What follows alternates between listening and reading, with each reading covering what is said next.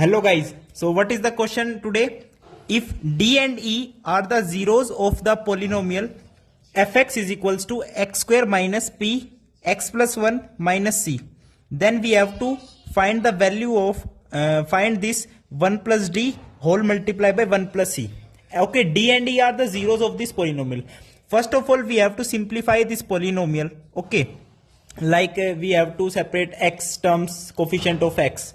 So x square minus, we will resolve this minus px minus p minus c.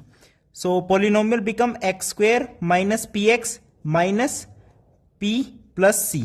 This is your constant term and this is the coefficient of x, which is minus p. Now d and e are the zeros of this polynomial. Okay, so we have to find out 1 plus d multiplied by 1 plus c. Also solve this 1 plus d 1 plus c. By solving this, we will multiply 1 with this whole 1 plus e plus. When we multiply d with this 1 plus e, it will come d plus de. Okay, so we have to find out this. So 1 plus e plus d is what? Sum of the zeros of this polynomial, and the sum of zeros of the polynomial is minus b by a. Minus b by a, and here b is minus p, so minus b is p and a is value 1, which is the coefficient of x square. So the sum d plus e is p.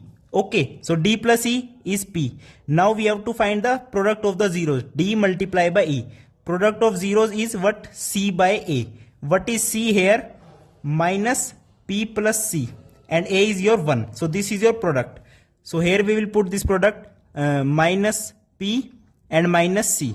Okay, so p cancel out and it will come 1 minus c. 1 minus c is your answer. Second option is your correct option. Thank you. Namaskar.